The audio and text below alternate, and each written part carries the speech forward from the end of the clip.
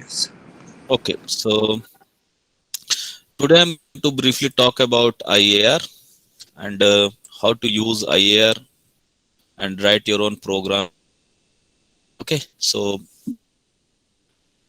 first of all, let me just close the workspace.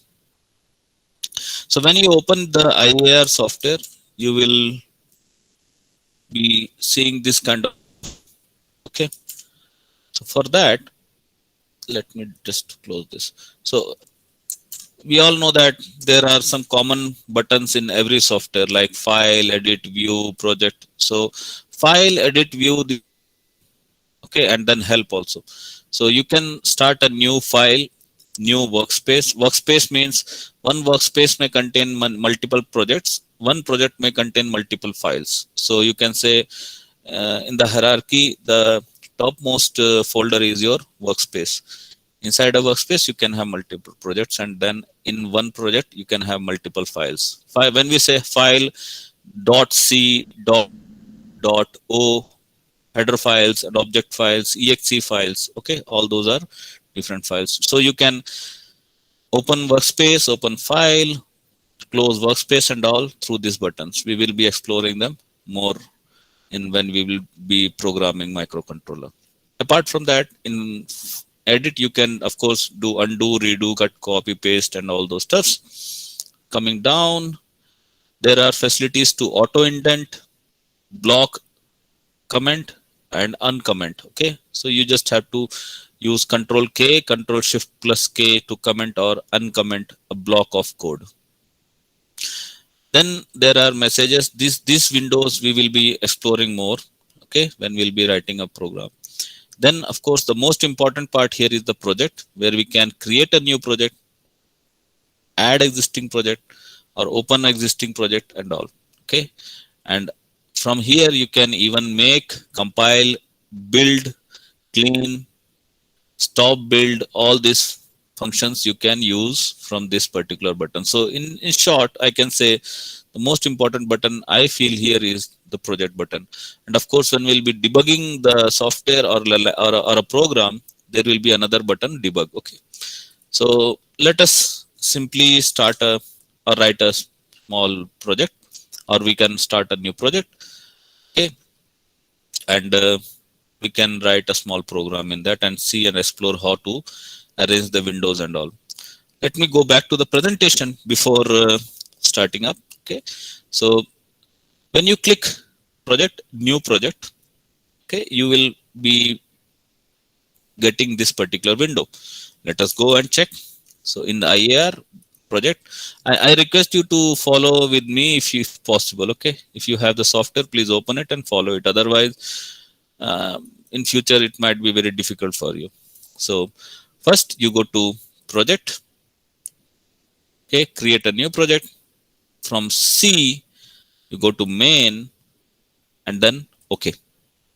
So we have defined that we are going to write a project using C language. I'm going to use my desktop and I will create a folder in the desktop just for time being. Okay, so folder IAR projects. So this is my folder where I will keep the files. Okay, so just open that folder. In that I can keep the file name uh, first underscore program. Okay, that's all. So this is going to be my project. So done. After that we will be getting a second window. Okay, after this we'll be getting a second window. I have shown you these two windows. Okay, we'll be entering into this particular main page. Let us see. So here the project is getting ready in the IAR. Okay, let it take some time because it will take time to load all the devices, because I have lots of devices in my software. So it will take some time to create the first project. Then after that everything will be fast. So please follow me. If you have the software, please follow along with me. Okay, so here the project is built and we can check here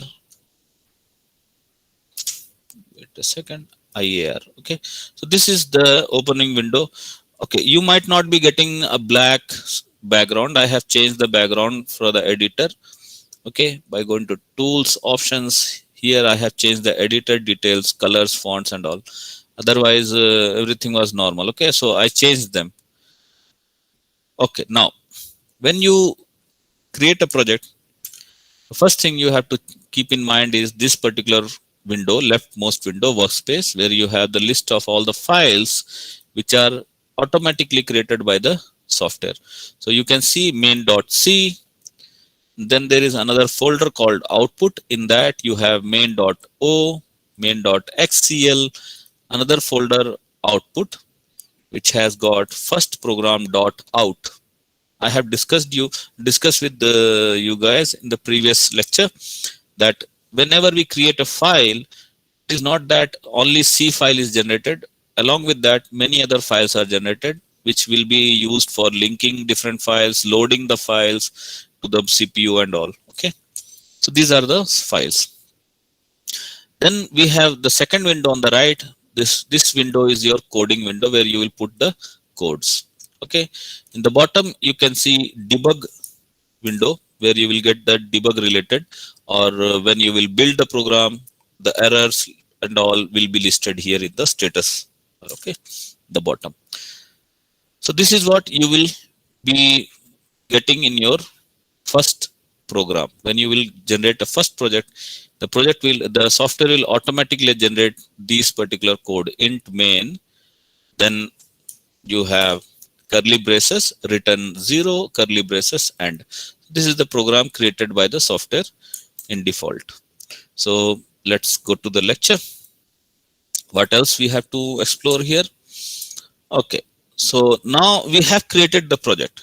Now there was a question from the student, sir, we have not defined any microcontroller, and therefore we have to tell the software that we are going to use this microcontroller so that the software can load all the register details, all the instruction sets and all relevant details of that microcontroller in the project. Otherwise it will be just a C program, or it will be just a normal C program, which will be not useful for a particular microcontroller. For that, you can go to project, go to options, and from those you can go to this next windows. Okay, I'm just showing these windows. I will show you next. Okay, so we will have to explore all these windows. Okay. Sir Mm-hmm. Sir ये जब new project create करा तो licensing का problem आ रहा है sir, licence की मांग रहा है सर वो. I told you to download software for um, 32 kilobyte. Okay, have you downloaded the 32 kilobyte non-restricted license, or yes sir, okay, you non can restricted one. go for the license. You have to put the details in the website, and then they will give you the license. Okay sir. Don't worry, they will give you the license, which will be restricted for 32 kilobyte. Okay, okay, just for time being. Okay, can you share your screen? Can you share your screen? So wait a minute sir, I have wait, so I have Yes, sir, cancelled I that can. Share Okay, your sir. screen. Yeah, yeah, okay. So rest of the students can see from my screen. Okay, he is going to share his screen, but I will focus on his screen. Okay, so rest of you can see the screen of who is going to share. Yes, sir, I am sharing. Start sharing. Is it Okay, visible? so yeah, it is coming. So I am just going to focus on his screen. Okay, spotlight. Close. Then okay, I believe you guys can see the screen of Greek Sachdeva. Wait a second. Unlock this. Wait a second. Pin to this screen. Okay, F11. I believe most of you can see the screen of Greek Sachdeva. So where is the licensing issue? No, sir, it was not mine. It was No, no. Yash Gupta's. That's the thing I was asking now. So that Sorry, sir. so that I can solve that, and most of you, if you have that problem, we can resolve it right now. Okay. Sir मेरे sir इसमें sir मैं चला रहा हूँ तो sir एक error आ रहा है, fail to generate browse information. What? Which browse information? Wait a second.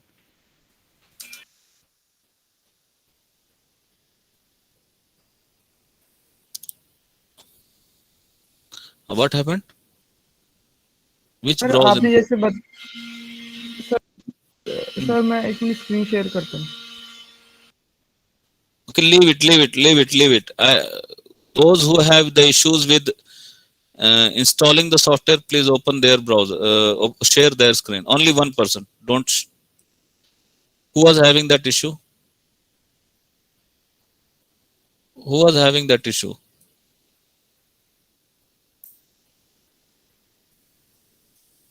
Sir I have. Wait a second. Okay. So this is your screen. Yes sir. Sir एक ये मतलब चलाया सॉफ्टवेयर तो सर ये एरर आ रहा है. Let fail me to. just.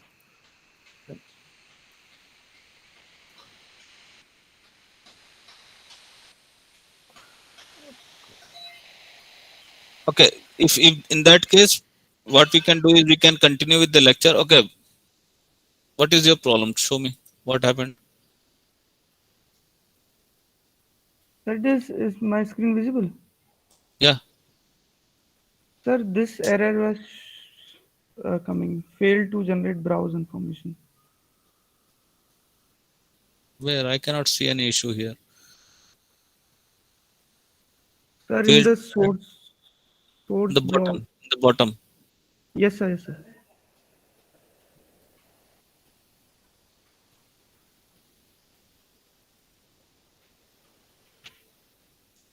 Close this IAR.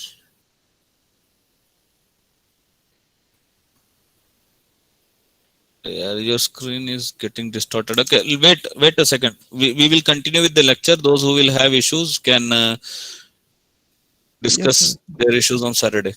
Okay. Otherwise, it will take a lot of time to come out of the issues. Okay, I believe everyone can see my screen. Hello. Yes, sir. Okay, so now can you see the screen? Yes, sir. Okay, so here we have the leftmost window, workspace. Okay, workspace will be there. Along with that, we will keep few windows opened when you will be writing a program or when we will be debugging a program. Okay, so we should have the main window, disassembly window, the registers window, the watch window, memory window, and locals if needed. Okay, otherwise in the watch we can get the details. So simultaneously we'll be keeping eye on 7 different windows mostly, and otherwise maybe less than 7, sometimes maybe 5 or 6, but in general we'll be keeping eye on at least 6 windows to understand how the program is running and how the things are going on. Okay, so let us, and then we will see all the different things, how the program actually executes step by step, and how can we check whether the program is running in the right way or not. Okay, so let me go to the IAR. Here I have the IAR. Oh no, where is my program? Okay, wait a second. Here I have the IAR. So can you see the IAR? yes, sir. Okay, so first of all, I have created a project. I went to the project, then after that I created new project, and from there I opted for C program. Okay, from this Windows C, and then I gave name and all. I showed you in the past. Okay, now we have the main window, and let us first assign a microcontroller for that. For that, come here, click on this first program. Okay, here on this first program, click on that, and then go to project, and then go to options. Okay, many a times it happens that you will be here main.c or maybe output or something, but in that case you will not be able to see the options. So for that, remember, you have to come to this project name, click on that, then go to project and then options. Now let us briefly see what are the things we have to keep in the options. So in general options, we will be getting these tabs: target, output, library configuration, MISRA C, MISRA 2004, library options and all. So first of all, we will be going for device, because we have to choose the microcontroller for which we are going to make the project. Then click on this button to select the device. Then scroll down and come down to Texas Instruments. Under Texas Instrument, we'll be opting for TM4C. Then go down. Okay. Here you can see TM4C and then TM4C123GH6PM. Okay, you have to come to this microcontroller because we will be covering all the topics using this particular microcontroller. So let me show you again how I reached there. I went to project, options, general option, device, this button, Texas Instruments, TM4C, and then TM4C GH6PM. Okay, click on that and done. So first of all, we have selected the microcontroller for our choice. Okay, then after that, keep this particular FPU none. We are not going to opt for single precision, just keep it none. Okay, no issues. Then in the output library configuration, yeah, in the library configuration, you can go to semi-hosted. You can click on that. If not, and then via stdout, stderr, via semi-hosting. If you need, you can click on that. In future, we'll be using CMSIS files if needed.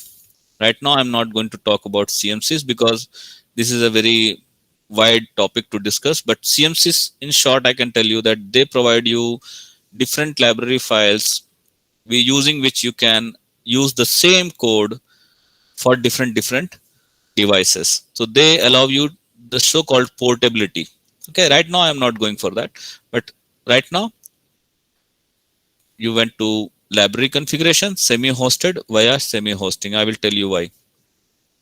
Then here you don't have to change anything. No assembler, nothing. You directly come back down to the debugger. In the debugger, those who have the microcontroller board can choose the driver and they can go for TI Stellaris, those who have the boards. If you don't have the board, simply use simulator. Okay, those who have the board use TI Stellaris, otherwise simply simulator. Click on this run to main program, and then after that you don't have to change anything. So what are the things we changed? General options, target, we have opted for TM4C123GH6PM. This is the microcontroller we are going to use.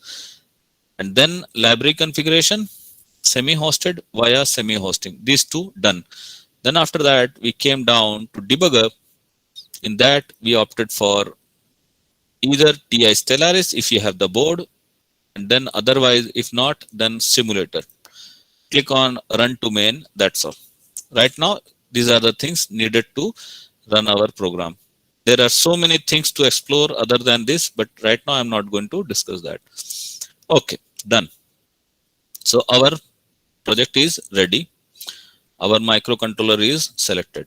Then after that, like I said, for every program, we have to go to build. Okay, so you can choose make, compile, build, or you can just directly click build. So now they will ask you to give a file name to the project. Okay, I will change the same name, first program, done. Okay, save. And here you can see on the bottom, there are some messages popping up. It says 0 files deleted, updating tree, total number of errors 0, total number of warnings 0. So there is no error in this particular program. This is how we compile and build our program, first program. Okay, done.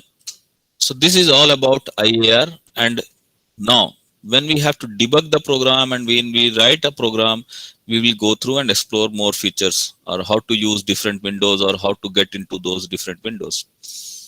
Okay, now let me continue with the lecture. So this is all I have discussed here. So let me just open a simple program for you. So this program is already created. Okay, so if you want, you can write this program. So here what we are doing, we have the main int count equal to 0 while count is less than equal to 21. We are just incrementing the count. Okay, rather than 21 I will go for 5. Why to waste so much time, right?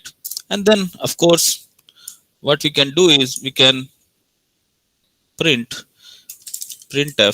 okay, double quote semicolon, have to put, then the value of count is data specifier percentage I, okay, and slash n.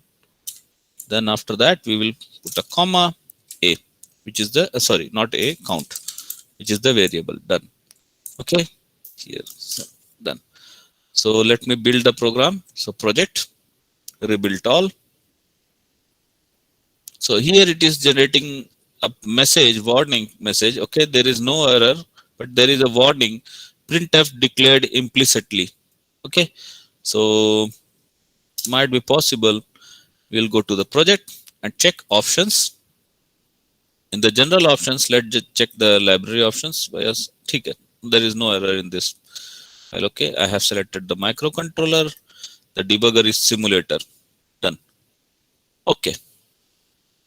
So why we are getting this message? Because we have not included the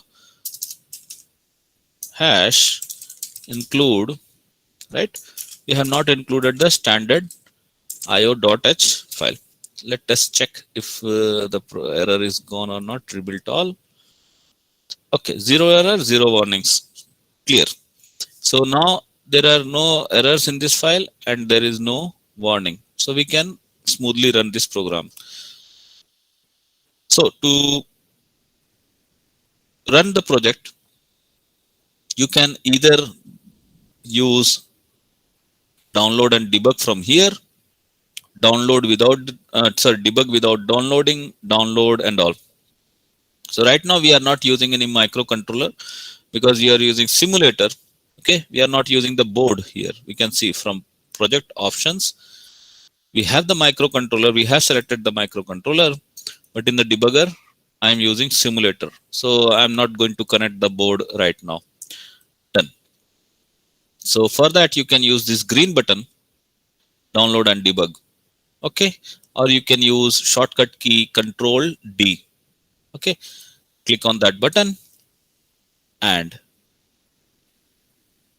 okay. So first of all, I will just close all the rest of the windows because let me show you how to get to these windows. Okay, so go to debug because this button was not available beforehand. Okay, when we were compiling the project.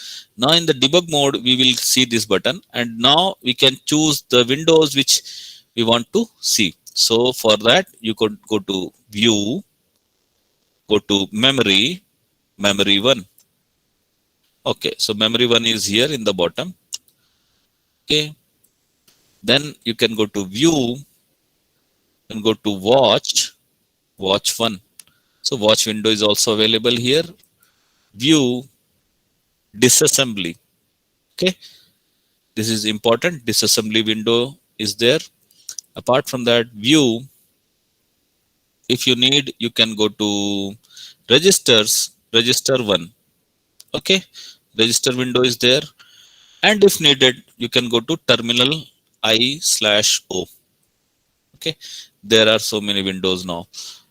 There is a feature that you can take this window like here, and here you can see there are some buttons available in which you can keep the window in that particular window. For example, here I can keep the disassembly window here, or I can keep it here. So it is showing me where to keep the window. Wherever I want, I can keep that window. Okay. So I will keep the disassembly window here. Okay. And terminal IO, I will use maybe the bottom in the tab. Okay, done. So there are two tabs, watch and terminal. In the bottom you can see. Okay, I can go for watch and I can choose between these two windows. Okay, done. So this way you can move the window, you can shift the window, place it along the different pan. Okay, so it is your choice. Okay, so let me just keep the window here. So disassembly window, main window, disassembly window, register window, memory, terminal IO, or watch. So what are these windows going to provide us, or how can we use this window for our help? Okay. So in the main window, of course, we have the main program. Now coming to the disassembly window, I will keep it floating right now for some time. In the disassembly window, you can see there are many things in the disassembly window. First row, first column, this one, 0x1e980x, this part, okay? This part here. This one is the address. Okay, this one is the address, and then you have the next column which shows the hexadecimal equivalent of the machine code. Remember, first one is your address, then you have the machine code, then you have the mnemonic for that instruction. Okay, you have the operands here. So now there are in multiple rows which are multiple columns which are there. So first one is address, then you have the machine code, mnemonic for the instruction, then the operands. So in this way the program will run. Apart from that, you can see here we are right now in the main window. Yes, we are here in the main function. So here we have the main. Then after that you can come down, there are separate functions for exit, underscore exit, PR out, IAR program start, IAR underscore SB, and so on. So functions you can see directly from here. Okay, if tomorrow we will write some other functions, for example, here in the main you can see there is one while count less than 5, print f, return 0. So to complete the while function, you can see here, to complete the while function, the compiler is taking two codes. The address of the codes are 0x1EB8, then 0x1EBA. And these are the machine codes, 0x2906, 0xDBFC. And the opcodes are CMP, BLT.N. And then the operands are R1, the register 1, comma, #6. This is a number, #6. So numbers followed hash, okay, shows that the coming values are numbers. Okay, so for example, #1, #6, #0, and so on. Okay, so these are the details in short form, and we will be exploring these things in more detail in the coming lectures. Okay, so this is disassembly window. Now apart from that, we have the register window. So right now I'm keeping them floating. So what are there in the register window? You can see here, the register window we have the R0 to R12, which are our temporary registers. If you recall, there are 13 temporary registers. APSR, in that you can see APSR has got the flags N, Z, C, V, Q, G, E. Okay, I have discussed it in the previous lectures. IPSR, which will handle the exceptions. EPSR, PC, that is program counter. SP, stack pointer. LR, link register. Along with that, we have primary mask. That means related to which of the interrupts are being masked, and all we can detect from here. Base primary, base primary mask, max, fault mask, control register, and then these are the other registers. So out of these registers, we have to keep few registers in mind because we cannot go and keep on exploring each and every register for each and every instruction. Okay, so which are the most important registers we have to keep an eye? Whenever we are writing a program, we can keep eye on these 13 registers R0 to R12. Apart from that, we can keep eye on program counter, stack pointer, if needed, link register when we will be using branching or interrupt related codes. Right? Anyone having any doubt till this part? Sir, Hmm. sir, how are these values in the R1, R2, R3 are filled? I will show you. Don't worry. They will be getting loaded because of these instructions. Here you see the instructions are there. Push this, move s, b dot n, add s, compare, then loop and all this. Okay, load and bl. So these are the instructions which are taken from the instruction set. Whose instruction set? Instruction set of the microcontroller that we have used in the project, that is TM4C123GH6PM. Clear? Of course, step by step when we'll be executing the program, you will see everything is changing, or the registers which are getting updated, which are the values in the registers and all. Okay. Apart from that, here there is another button which you can see, group current CPU registers. Apart from that, you can have so many windows which you can explore.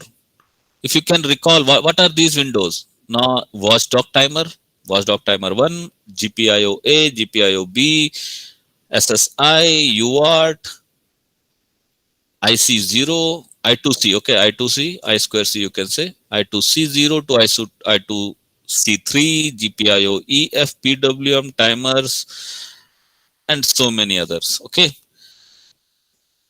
What are these things? These are your peripherals which are available in the microcontroller. For example, if I go to the GPIO A, so all the registers which are related to GPIO A are listed here. So just imagine one GPIO port A with 8 pins is actually controlled by so many registers. So now you see there are so many things to cover. Got it? Anyone having any doubt? What are these things and what are these? These are all registers, temporary registers, okay? Not temporary registers. These are the registers dedicated for peripherals. So these are the list of peripherals which are available. You can use them. Even you can check the floating point unit registers, CPU registers, flash registers, and all. So the software is, now you can see it is not just about writing a normal C program. You have to understand so many things before compiling a program, right? Any doubt? Sir, does peripheral itself has some register, or it uses the register of the microcontroller? I told you when I was discussing about the microcontroller that, sorry, wait a second. Okay, here in the data sheet, I showed you the registers which are available for the microcontroller TM4C123GH in the microcontroller. Were you there in the lecture or not? In that lecture? Yes, sir. Then in that I showed you these things. For example, if you go to GPIOs, so go to GPIOs, then you go to register map. You can see the GPIO has got list of registers. And then if you scroll down, you can see all the registers which are, wait a second, sorry. Okay. So many things to cover here. Wait, here. You can see the window now, right?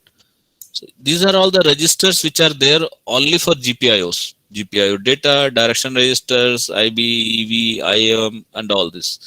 These are the registers for each GPIO port. Port A, port B, port C, port D, E. Every port will have these registers. We will go deep. Okay, don't worry, because we must know how to program these things. So these are the registers for that particular GPIO. But of course, these are all present within the microcontroller. Okay, this was your question. For example, if you check the register map of the microcontroller, so all the memory within the microcontroller. So if I go to register map table 3.2, let me check if it is that. Yeah. So here you see there are so many registers which are dedicated for this microcontroller. Apart from that, if you want to see the memory architecture, where you have the complete memory, you can see from here. You started from 000. This is the starting memory, right? You scroll down, the end of the memory will be FFFFFF. Here you see. And what is the size? FFFFFFFF. What is the size of this particular number? Hello? Anyone? What is the size of this number?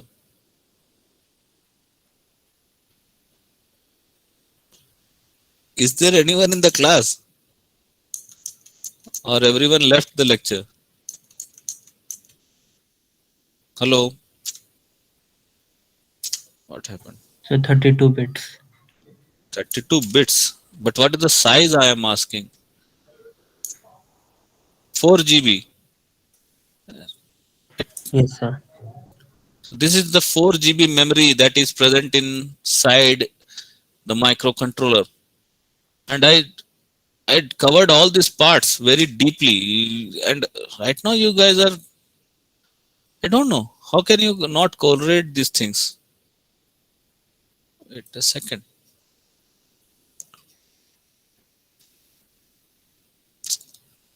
Okay, when I was discussing about the microcontroller, I showed you the memory map here, this whole memory map.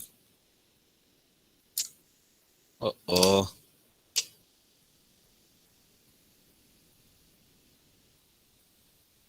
this one. I showed you this whole memory map where I talked about all the regions which are there, and these regions are nothing but bunch of registers. 4 GB memory. I discussed all these parts. And GPIO or peripherals, of course, they also take some part of the memory, because this is memory mapped device. This is not IO mapped device. This is memory mapped device.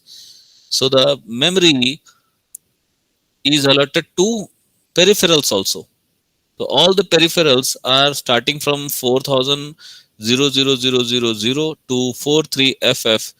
FFFF. This range is for the peripherals only. If you check the data sheet here, that's why I said please correlate these things. Look, peripheral 400000. So this is the starting address of the peripheral, and ending address of the peripherals you can see from here. You come down and here 43FF FFFFFF. Please, when after attending the class, please go through this data sheets and everything. Otherwise, if you say I don't have any doubt, if you keep on repeating that, then let me tell you, this course is not going to be that easy. Now we are going to talk very serious. Okay, we are not just going to talk about the concepts. Concepts have been covered. Now we are going to write programs and explore the things in embedded world. We are not just going to talk about the concept only. Okay, let me go to the software here. So this is the register window. So you have registers of GPIOs, all the registers, but in general we will keep an eye on the CPU registers. Okay, done. So I will keep it here on the right. Apart from that, we have the memory window.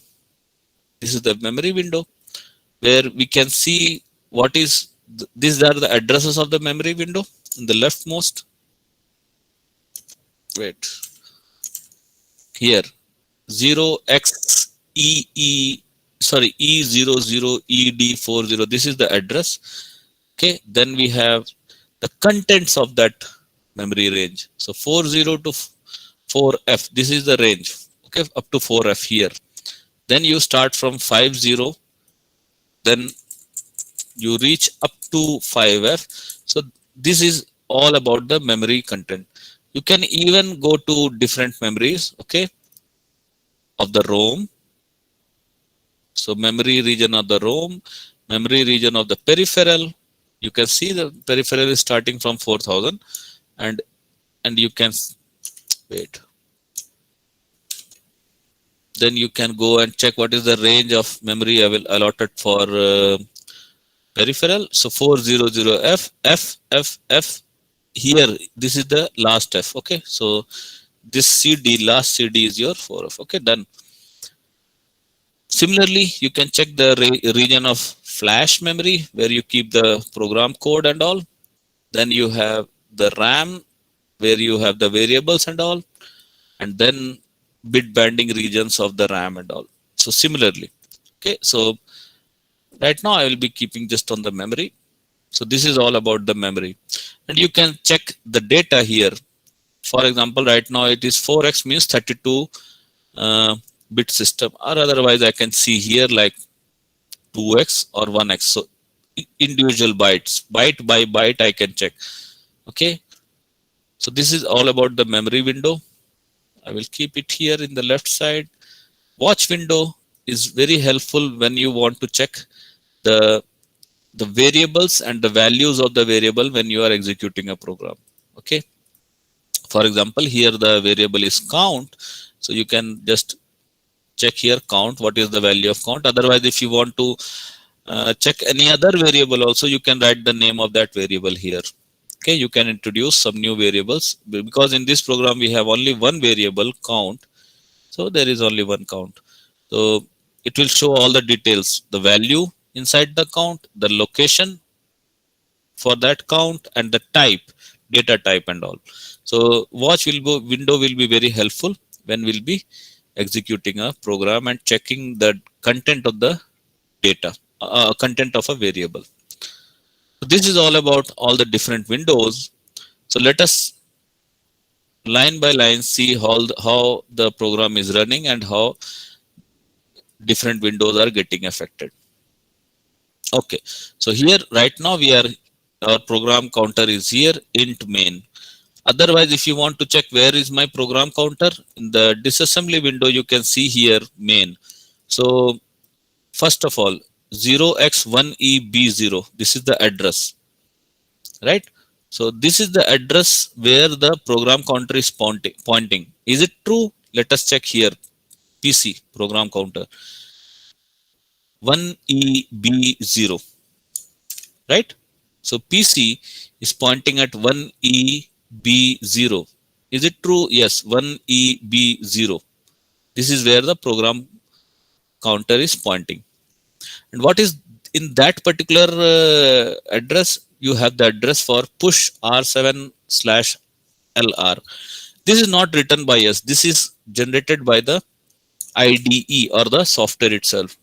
For different IDEs, these set of programs may change. Depends on program IDE to IDE. Okay. Now we know that in the disassembly window, you can see the assembly code for that particular function. Okay, so right now we are here in the int main. Okay, next, to execute the program step by step, we can use these buttons here on the top here. Okay, step over, step into, step out, next statement, run to cursor, or you can press this button to run the program in a single go. I will recommend not to use this until unless you become master in this software and master in the microcontroller. Until unless you make at least 50 programs, I can say. You can even stop the debugging or break the event debugging, or reset the microcontroller and start the debugging again. So these are the buttons which you can use, okay? Or you can stop the debugging by clicking on this button. So let me stop it. No, the debugging is stopped. All the windows gone. Let us go again and start debugging. Click on the green button. Okay, you have the disassembly window, register window, memory window, and watch window. So whichever windows you called or however you arranged them, automatically the compiler or the IDE will bring those windows when you are in the debugging mode. So you don't have to go to view and keep on selecting the windows again and again. So whichever setup you created for the debugging, the software will automatically bring those setup when you are in the debugging mode. First thing, the best thing. Okay, so let us go line by line and execute the program. So right now our program is here. Okay, and let me just change or just execute the first line. So I will be here. Next, so step into F11. You can use F11 also. Click on that. Now we have entered into the main program. Now we are going to initialize the variable count equal to 0. Now the program counter is here 1EB2. You can check it from here also 1EB2. So right, PC is here. Yes, the program counter is here. Now it is going to do this task, move S R1 comma hash 0. What does that mean? That means hash 0 is the data. It will be moved to register R1. So right now in the R1 register, you can see there is a garbage value 00001E1C. So what will happen after this execution of this line? Let us check. Click on that and you see R1 is initialized by a value 00000000. Right, done. Okay, next line, because this particular line has not been executed completely. So next, now you can see here in the watch window, the value of count is 0. Location of the count variable is R1 and the data type is integer. Okay, so count is the name of the variable, value 0, location register R1, data type integer. So all these informations we can gather from this watch window. Done. Now we are going to check the condition while count is less than equal to 5. So here you have this particular program for the while it is taking 2 instructions. So let us go check. Okay, and it is not less than 5. It is less than 5. Yes, so count is increased to 1. Click on, then 2, 3, 4, 5. Now it will come out of the loop. Okay, done. So we have reached up to 6 times the loop has repeated itself. Done. And now after that we are going to, and you can see the value of R1 has also increased up to 6. Done. After that we are going to print this value, that it will be printed. The value of count is %I. Then we are using count variable to specify that. Remember, this particular function will run only when you will select this function that I will show you again. Okay, otherwise it will not be there. So for that you have to use the terminal window. You can go to view, come down to terminal window, and I have selected terminal window in the past. I have kept it here with the watch window. Okay, so I can just change the tab and check here. In the terminal window, I will just next. It will, so it will take time. Let me just check, and I will go out of this. Okay. No, it is not printed. What happened? Let me just stop it and check project options, general options, output. No, library configuration, semi-hosted via this semi-hosting. Okay, let me check if I can see the or not. Okay, Come out of that. Okay. It is not generated. Yeah, it is generated. Sorry. It has been generated. So the value of count is 6. Okay. Done. So this is all about using the terminal window, using the disassembly window, registers, and memory window and all. And after that, the program goes to another function which is called exit, and you can see the program keeps on repeating on that particular loop for infinite time. So it will not never come out of that particular loop. Okay, this is created by the IDE itself, so we don't have to worry about that. So the microcontroller will wait here, or it will keep on repeating this function. What is that function? If you want to check here, wait. If you want to check here, you can check here what is the function. Okay, you can go to the instruction set, take the instruction set, decode this particular instructions, and you will get why the loop is repeating on this part. Okay, and done. And then stop the debugging. Clear.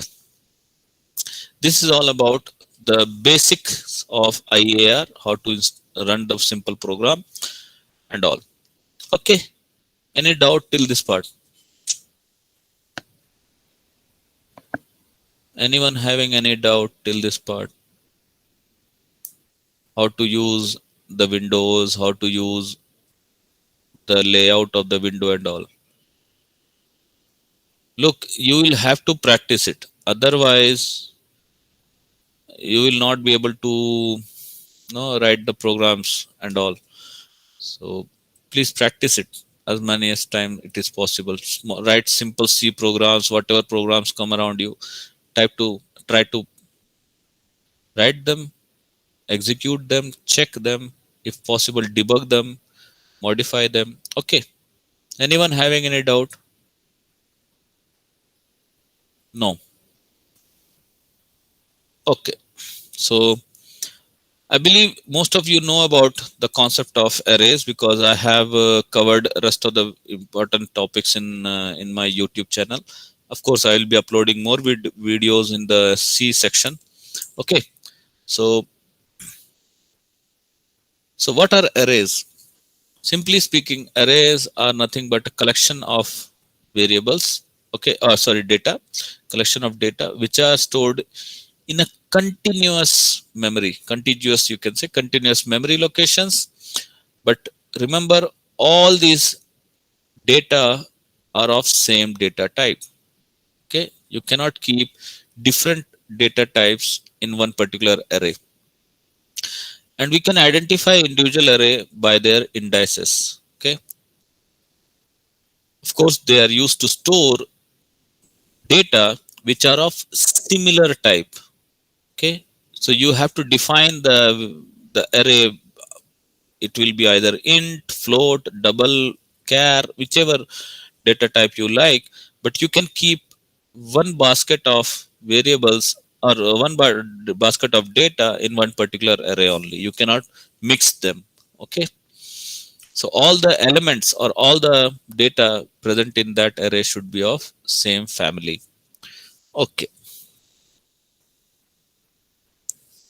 and arrays are very much useful in C and C++, and they are mostly used along with structures and pointers. Okay, so defining an array, simple. You can define array by just using this command xi, or this is the variable name of the variable, name of variable. Okay, and this will represent number of elements.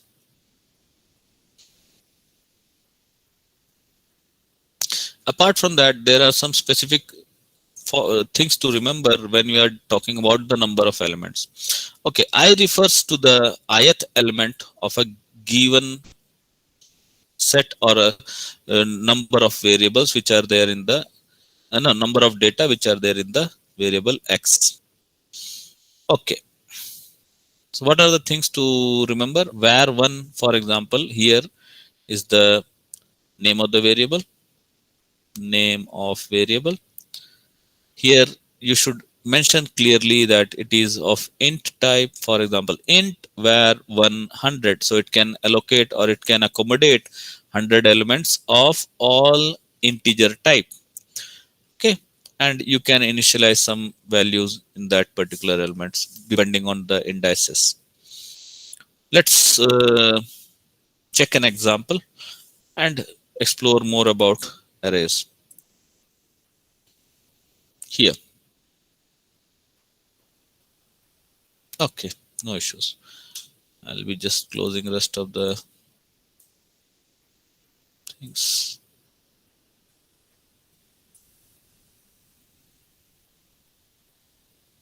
Close this.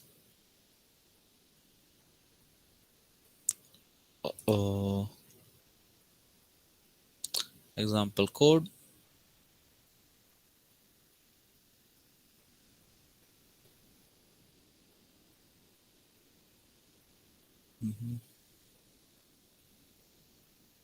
Can I check if I have the program related to arrays in IAR? No, I don't have. Yeah, I have, I think.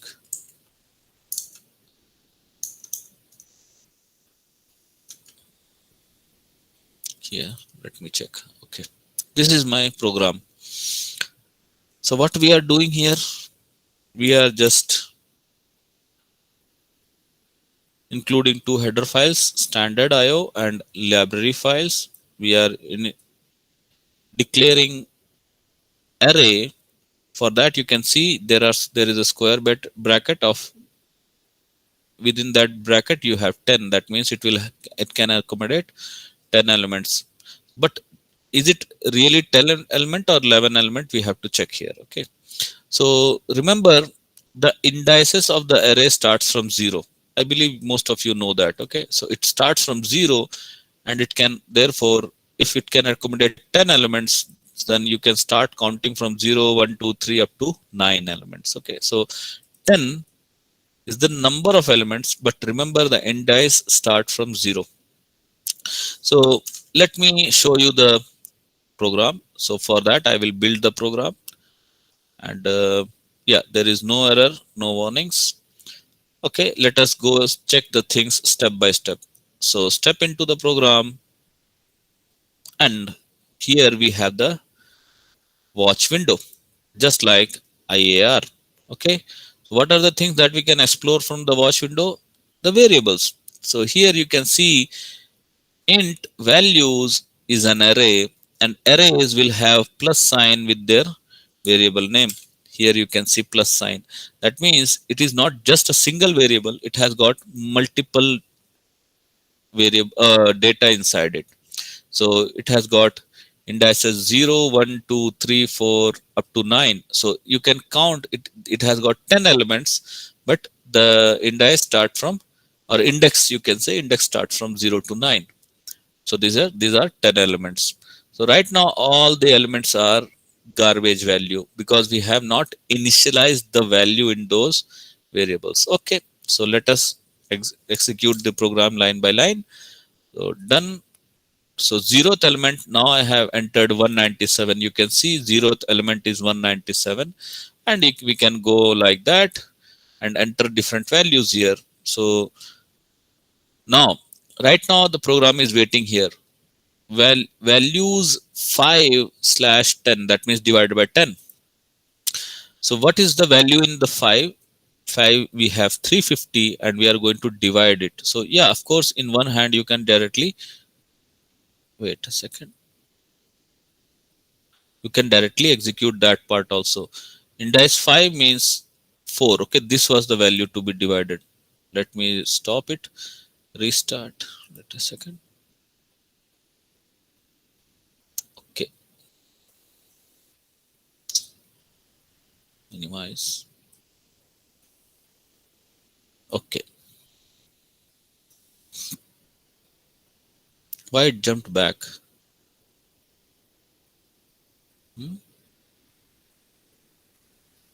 5/10.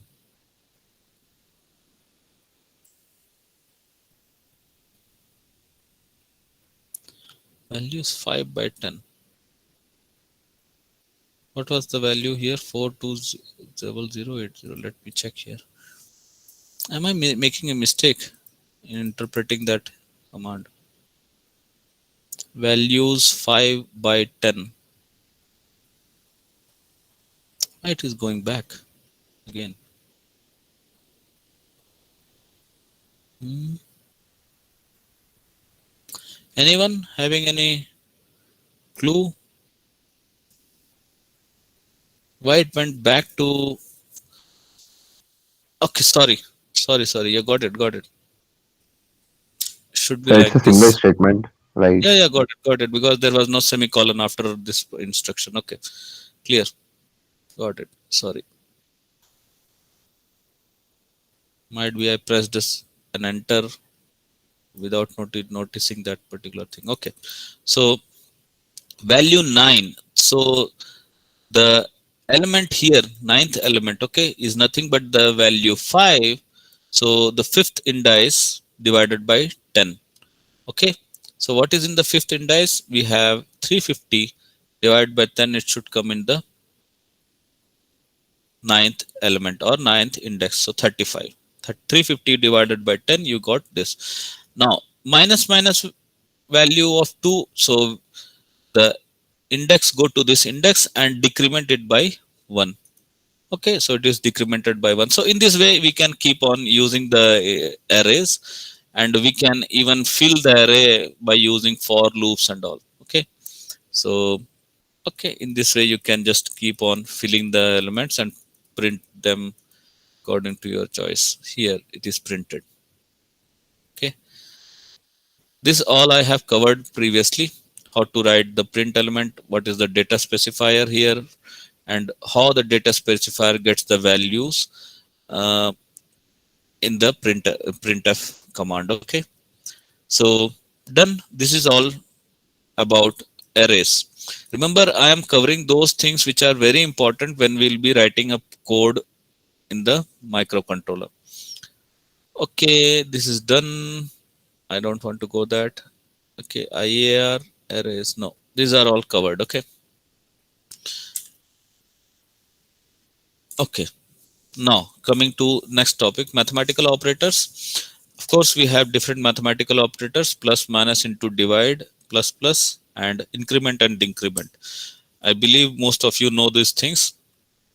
I will just show you how to execute this program in IAR. Okay, so here the program is opened in IAR. Remember, I have predefined all the things. General option, the microcontroller is defined. The library configuration I have defined semi-hosted via semi-hosting.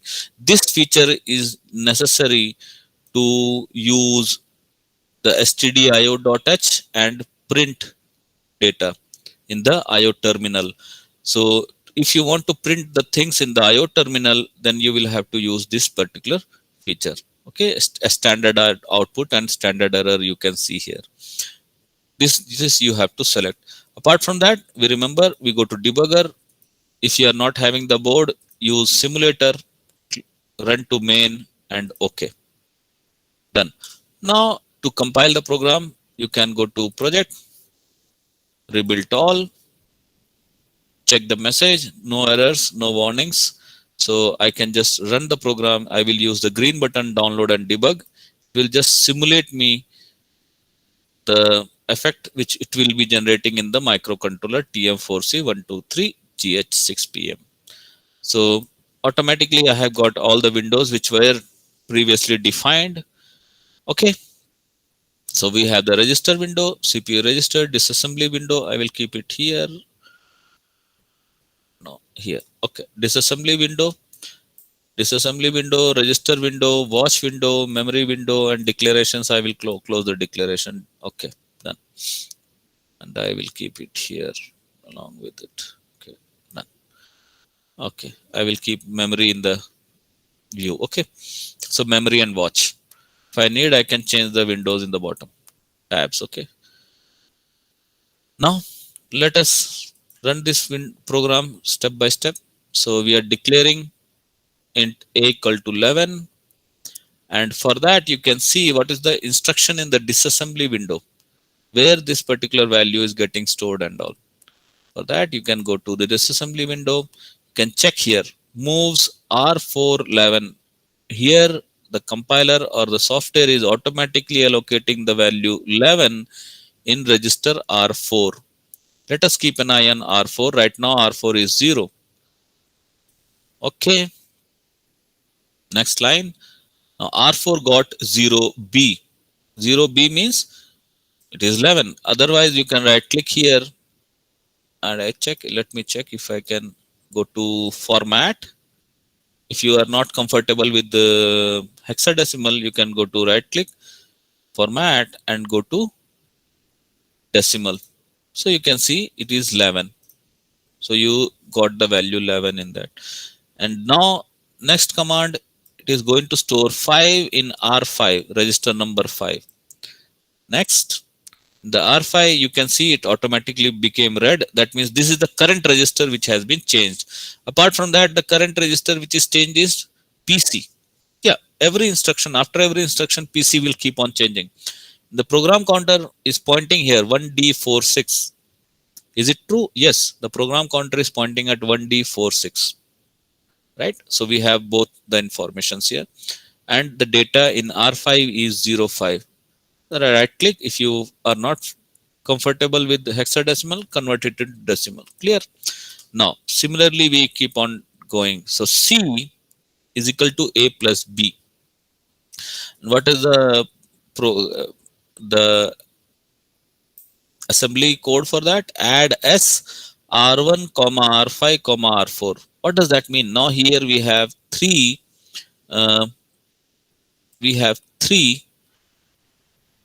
operands, R4, R5, R1. So what is the add is going to do? Add the content of R4 and R5 and keep it into the R1 register. Yeah, okay, so 11 plus 5 is 16. You can see in R1 you have 16. Done. So clear. I'm not going to explain all the assembly codes because most of the time it will take a lot of time to decode all these lines. But you can keep an eye on the registers and see how the things are getting affected. Now print F sum of A and B is percentage D. Of course, percentage D or percentage I, we can use both. Okay, C. Right. Apart from that, you can see here the variable C in the watch window bottom. Right.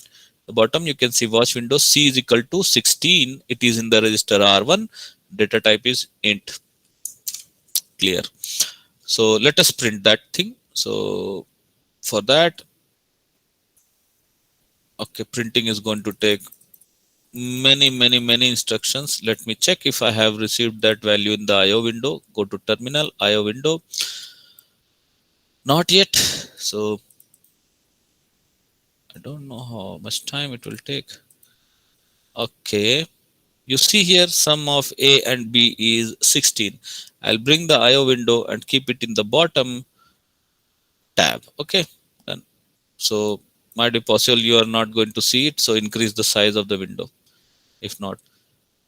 So done. So we are here C equal to A minus B. Please, I'm not going to explain it all the instructions here, but you know what these instructions are going to do. So I will just give it a single run and all the messages will be printed. Done. Okay.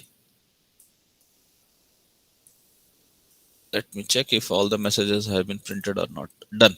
Okay. So we have finished the program and now we have entered into the disassembly. If you recall, we have entered into the exit function where we keep on repeating the same function for infinite time. So there is no use to run the program anymore. Stop it. Done. So debugging finished. Anyone having any difficulty? That part?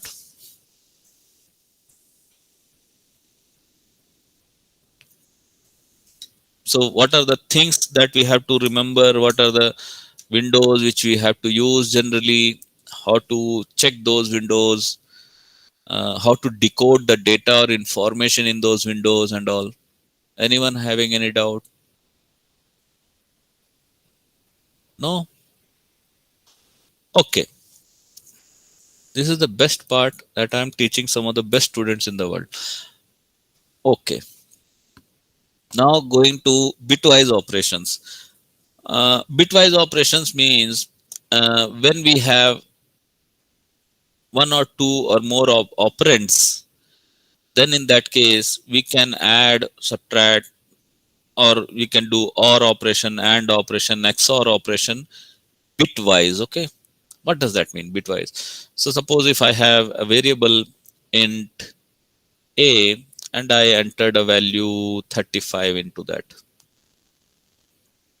and then I have another variable int b and I am going to enter suppose 40 into that, and then when I will use bitwise ANDing, okay, so let me declare a variable c.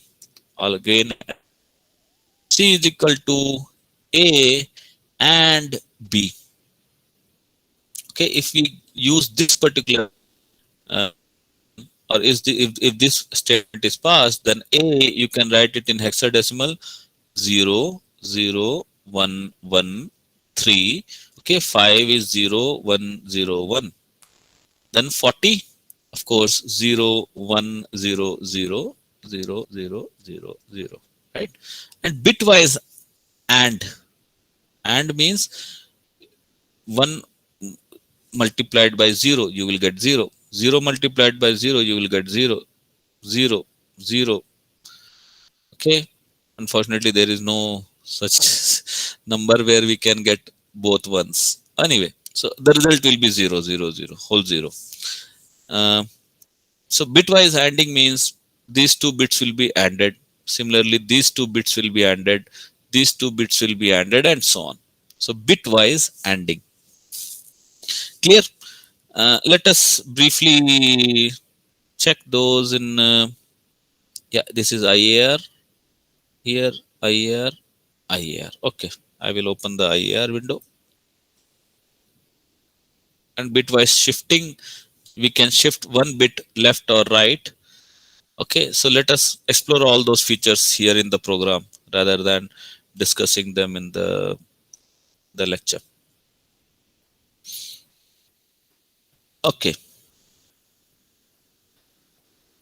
so let me first check what are the options. Okay, I have selected the microcontroller library. I am not using printf here, therefore I am not using this particular semi-hosted functions. Okay, then debugger, I am using simulator because I'm not using the board right now. Clear? Done? Okay, so let us first compile or build the program. Build, and I got an error. Variable z was set but never used. Yes, the variable z is set, but it is not used in the program. But that's not an error, that's just a warning. We can run the program. Okay, let us go through the program step by step.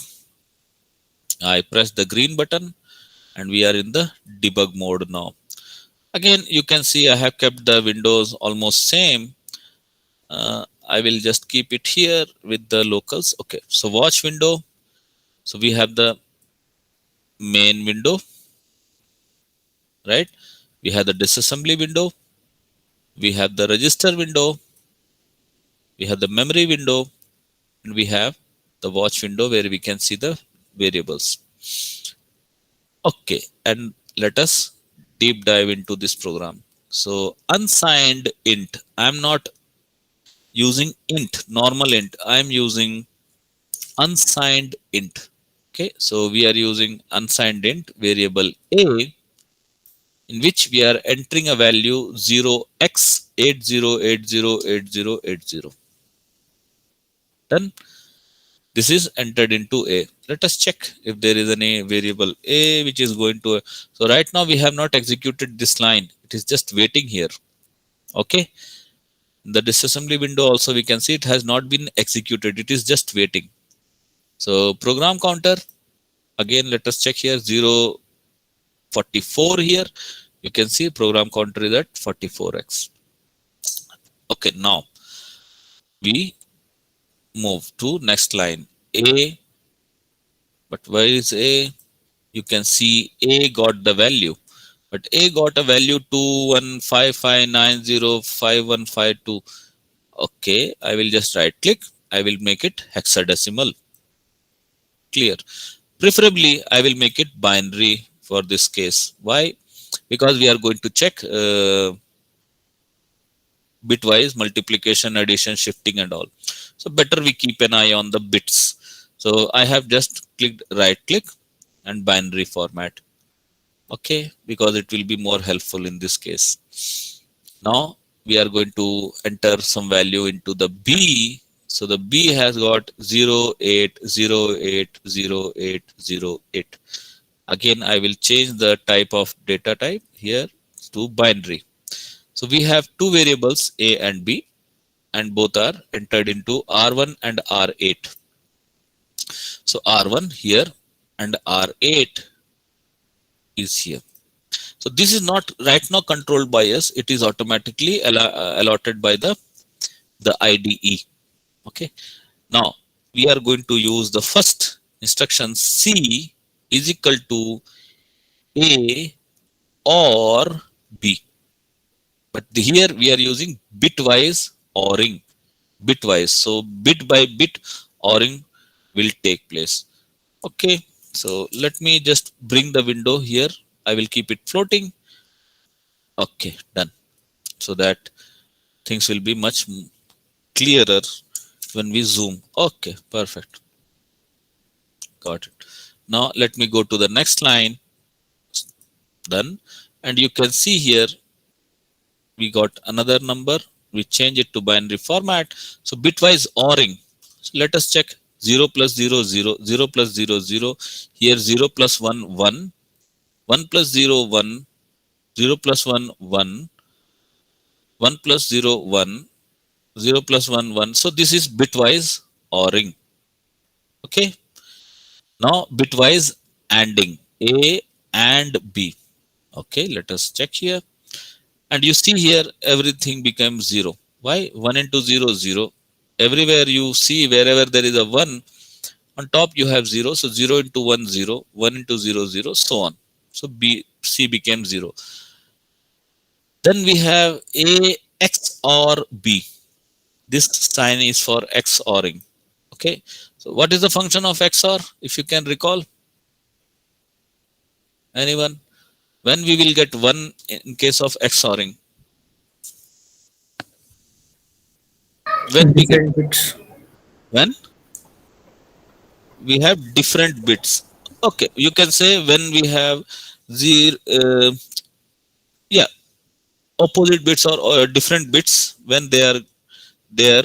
When we come XOR two bits which are not of same type, 1 into 1 or 1 XOR 1 will be 0, 0 XOR 0 will be 0, 1 XOR 0 will be 1. So wherever you have complementary bits, you will get 1. Let us check. Done. So here you see 1, 0 because they are complementary, 1, 0, 1, complementary 1. So this is how we actually can get the result, and the result is getting stored in R4. Clear? Done. Now next go to next line. C equal to not of B. So complement the B and enter the value into C. Okay, let's see here. So B, wherever there was 0, we got 1. Wherever there were 1, okay, we got 0. So complemented, clear. C equal to B, right shifted by 1. Okay, so 1 bit shifted by right. So C equal to bitwise right shifting of B by 1. Let's check.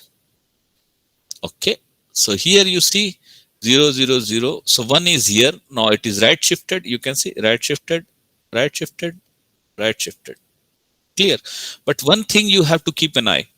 Then that when it is getting right shifted, we are getting a 0 in the MSB. Here, this part is 0.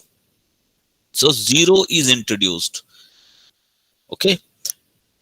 Keep an eye on this thing and remember this part, that we have introduced a 0 in the MSB part. Okay. Otherwise, if we go for left shifting the B by 3 places. Okay, 3 times we are going to left shift it. See, let's see here. Okay, so let's check here. So one was here, one was here. It is shifted by 3 position. 1, 2, 3. Here you got the 1. Similarly, you shifted all the ones to the left, 3 position. Okay, but in that case also we have introduced 3 0 in the LSB. Or in short, we can say whenever we are making a right shift or left shift, we are introducing a 0 either in the rightmost position, that MSB position, or in the LSB position. Okay, 0 is introduced, not 1. Okay. Okay, leave it. Now, this is again an ORing, so just I wrote a simple dummy code, no issues. Okay. Now, we are introducing two numbers, x equal to 1024, y equal to 1024. But remember here, x and y are not hexadecimal. For representing hexadecimal, we need to put 0x in front of the numbers. That will tell the system that it is an hexadecimal number.